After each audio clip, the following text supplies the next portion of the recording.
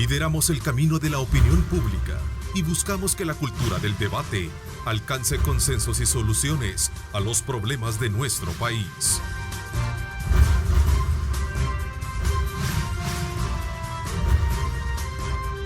Diálogo con Ernesto López. Buenos días, El Salvador, ¿cómo están? Qué placer enorme saludarles. Son las 6 de la mañana con 30 minutos. Bienvenidos a una edición más de Diálogo con Ernesto López en esta edición Nueva Generación, día miércoles. Quiero darle la más cordial bienvenida a nuestros panelistas. Tania Pastor, bienvenida. Gracias, Tania, por estar con nosotros. Gracias por la invitación. Un placer estar acá nuevamente con ustedes, panelistas. Henry, y nos dejó abandonados ahora Isaac, Leonor, pero aquí les acompañamos. Sí. Gracias por dejarnos entrar a sus casas. No, muchísimas gracias. Isaac Ortega también, gracias por acompañarnos, Isaac. Gracias, Ernesto, nuevamente por la invitación. Un saludo a Henry, a Tania y a todos los salvadoreños que nos permiten entrar en la intimidad de sus hogares a esta hora de la mañana. Un saludo. Gracias, Henry Flores, también te agradezco muchísimo por tu presencia los días miércoles acá con nosotros para dar abordajes y análisis pertinentes de los temas que tenemos en la mesa. Gracias. Buenos días a todos los amigos televidentes de Canal 21 y Diálogo con Ernesto López. Es un gusto estar acá en una semana muy emocionante también con todo lo que estamos viendo en la coyuntura. Si algo me pasa, he grabado un video contando todo.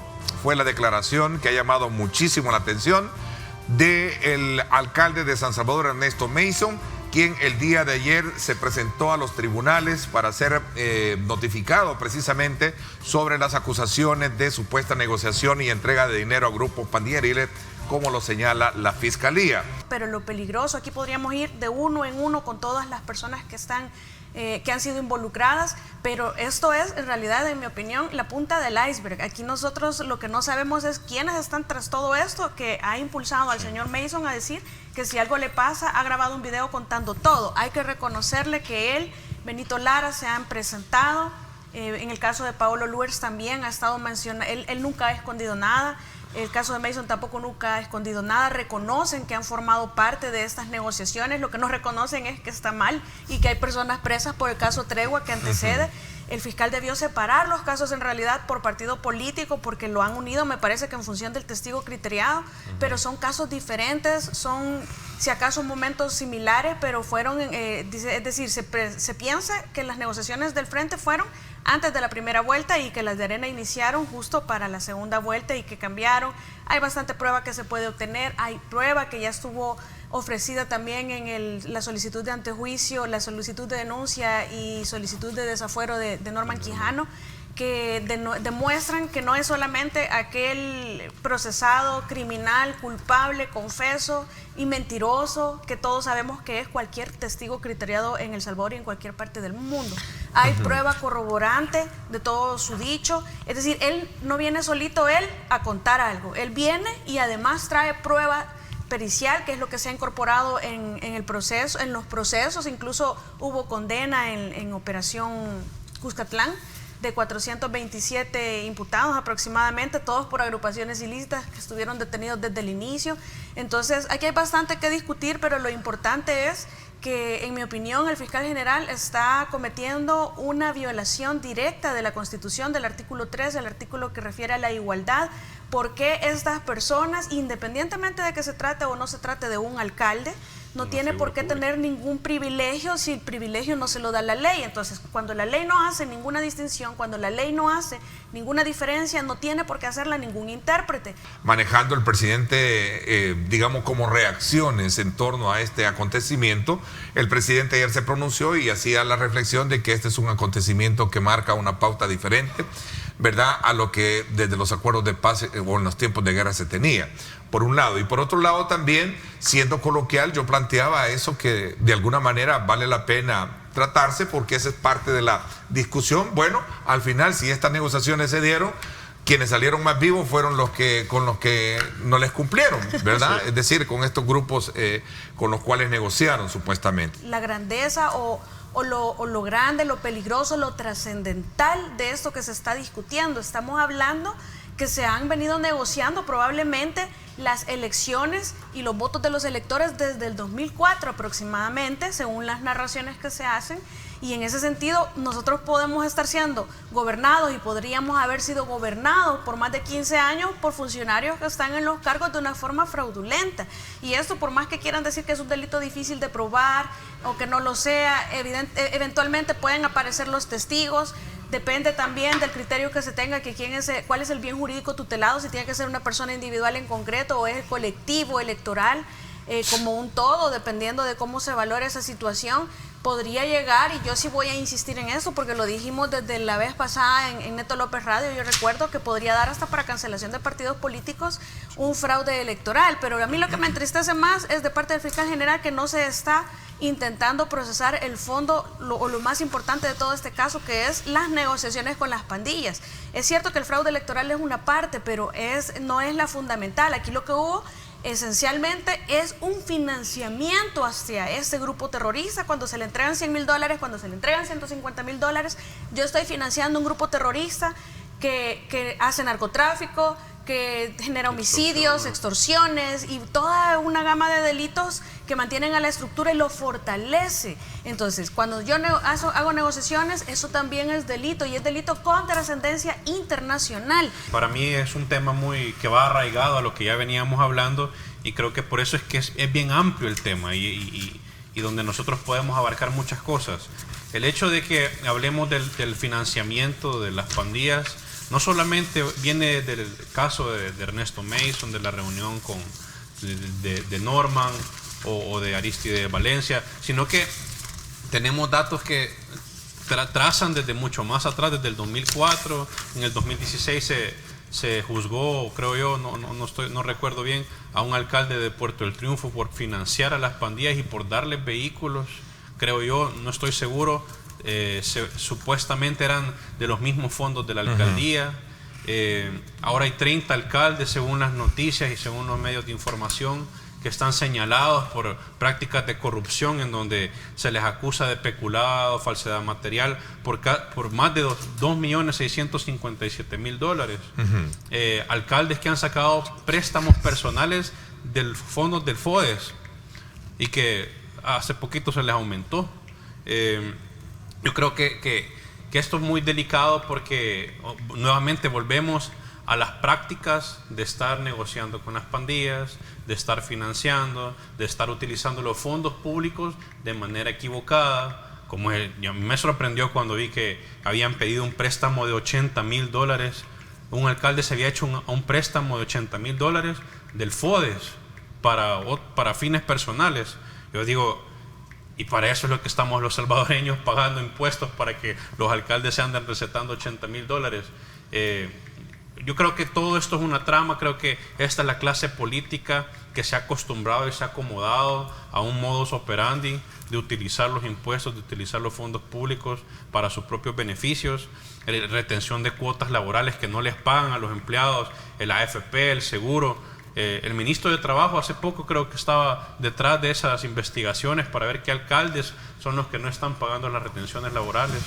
Yo creo que no es solamente una cuestión, por eso yo decía, no es una cuestión de que vamos en contra de un solo partido político, sino que es algo que está en el momento, es coyuntura, pero es un problema en general de la clase política. Fíjate que según una investigación periodística que hicieron los colegas del periódico El Diario El Mundo, la Fiscalía investiga a 30 alcaldes y también a exalcaldes. Ahí van de todos los colores y los sabores. Según los fiscales, estos han encontrado indicios de delitos en las administraciones municipales y las investigaciones están abiertas. Ahí mencionan a una cantidad bastante, digamos, una lista bastante amplia de las personas, así como también de los municipios que están siendo investigados. El informe revela que la mayoría de casos ocurren precisamente en comunas de la región del oriente del país, por eso yo lo mencionaba. Porque ahí es la contradicción cuando a veces uno pide información, mire, y hay alguien procesado, y hay unidades en las que le dicen que no le van a dar información aún, y si no hay expediente, se inventan que no le van a dar información. Ya uno sabe que no hay expediente, pero se han inventado es decir, se aprovechan del literal G, me parece que es, del artículo 19 de la Ley del Acceso a la Información Pública, por la reserva de las investigaciones en sede administrativa, y se les olvida también que al final hay un inciso que establece que no hay reserva que valga cuando se trata de delitos con trascendencia internacional o con violación a derechos fundamentales.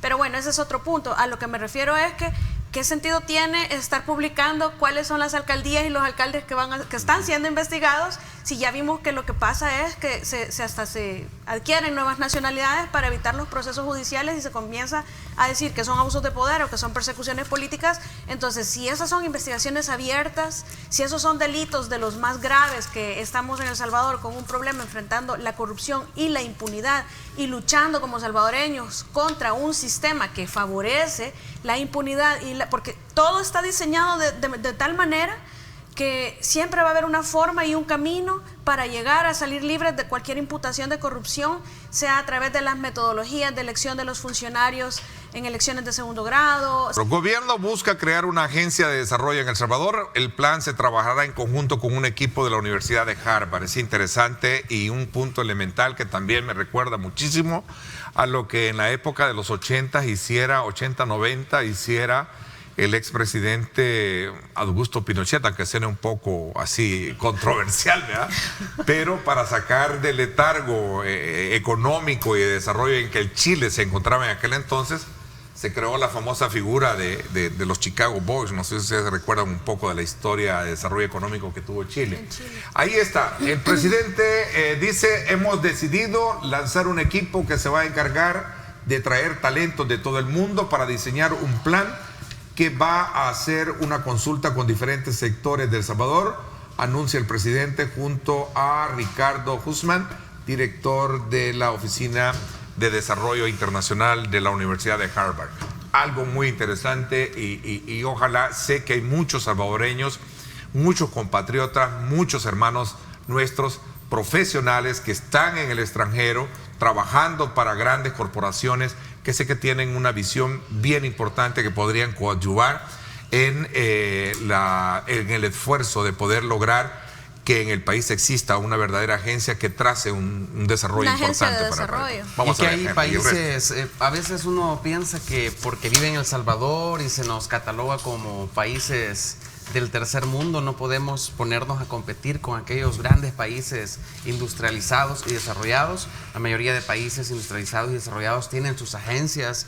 España tiene, así se llama, ¿eh? la Agencia de Cooperación Española. México tiene la suya, Estados Unidos. ¿Y por qué El Salvador no puede competir también? No solamente va en el sentido de buscar cooperación y traerla, sino también de dar cooperación a otros países. Y es interesante porque, por ejemplo, el último anuncio que ha dado el presidente de que las fronteras entre El Salvador y Guatemala ya no tengan barreras, e incluso se habla de una salida al Atlántico, ahí va a necesitar de cooperación. Y no necesariamente esta cooperación puede ser gestionada por Guatemala, sino por el mismo El Salvador con otros países. En ese sentido iría esta agencia de cooperación que buscaría fortalecer la economía de este país en relación con otros países también. Okay. En ese punto a mí me parecen rescatables dos situaciones. La primera es que me gusta la visión que se tiene como un todo, como algo, una situación, algo holístico, que todos los ministerios trabajan a la par y que es un enfoque de país, o por lo menos debería de ser, deberían de unirse los otros dos órganos de gobierno y todas las demás instituciones a estos planes que son de nación en realidad y que buscan el progreso del país. Ahora, aparejado a esto, sí me parecería más coherente todavía buscar un modelo en la educación que cambie esa estructura de educación que tenemos de modelo nosotros en El Salvador, que es en realidad porque en el pasado se ha buscado no mejorar la educación y es que, es decir, muchos en algunos países o muchos países los políticos prefieren a la ciudadanía ignorante para que no pueda hacer análisis de todas las cosas que se hacen bien o y principalmente las que se hacen mal. Entonces, aparejado a todos estos planes que son espectaculares, en mi opinión me parece que son muy buenos y que se vea de forma holística todavía es mejor, pero sí debería de plantearse un cambio estructural en el sistema de educación en El Salvador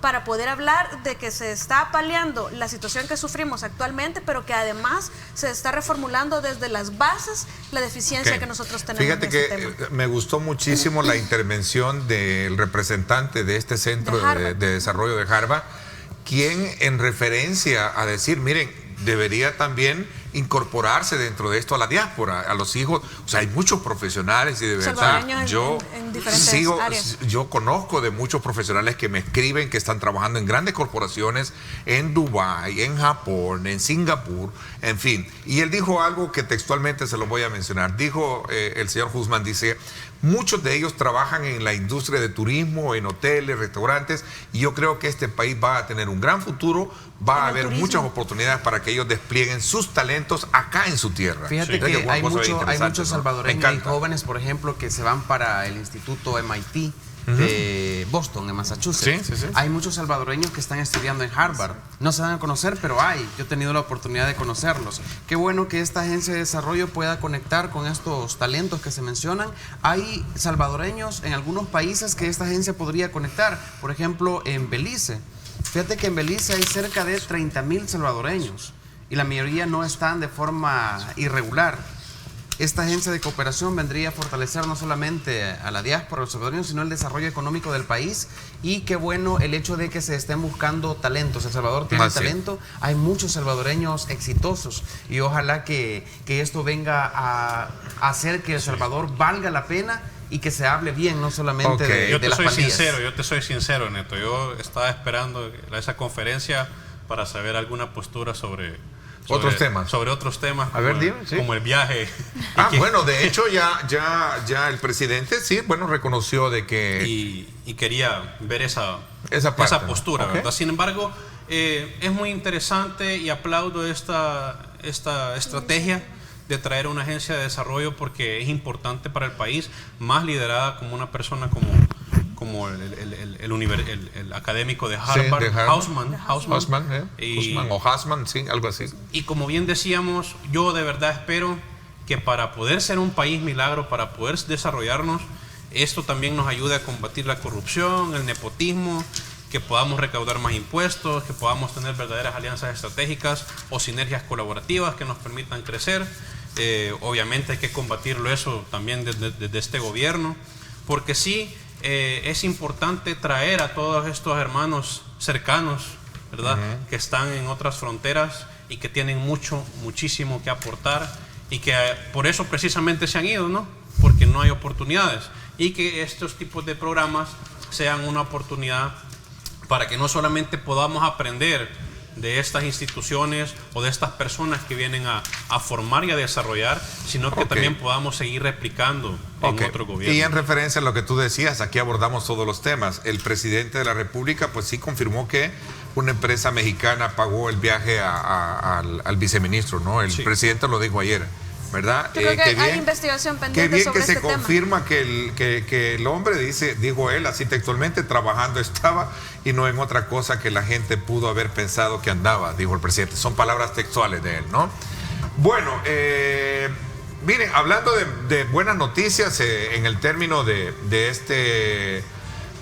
esta reunión entre Harvard y de lo que podría ser este grupo, este centro de investigación y desarrollo internacional de Harvard, y ayudarnos a tener una ruta de vuelo interesante para el despegue y desarrollo del país.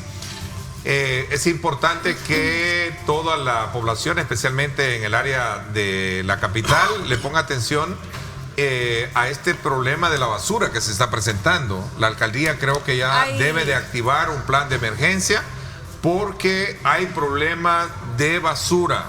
No se está recolectando a raíz de los problemas que se están generando con el sindicato de trabajadores en la alcaldía. Propiciado por un intento de privatización. Es un intento de privatización. Ojo, alcaldía, alcalde o Consejo Municipal de San Salvador, active un plan porque se está presentando una situación bien difícil. En las colonias en las que yo he visto hay un gran promontorio de basura. Y eso así que, por cierto, ahí está el problema de la basura de Rust. ¿Ve? Vamos a ver, mostrémoslo. A nivel de caricatura, pero ahí está. La basura. Fuente de enfermedades. Fuente de enfermedades, sí. Ahí está. ¿Pueden leerlo ustedes? ¿Qué dice? Sí. Bueno, ahí está. Gracias. Gracias, Henry. Gracias, Tania. Gracias también a ti, Isaac, por habernos acompañado. Nos vemos y nos escuchamos el próximo miércoles. Gracias, pásenla bien. Los espero en radio hoy a las 6 de la tarde. Pásenla bien y como siempre recuerden lo más importante, amar a Dios sobre todas las cosas. Lideramos el camino de la opinión pública y buscamos que la cultura del debate alcance consensos y soluciones a los problemas de nuestro país.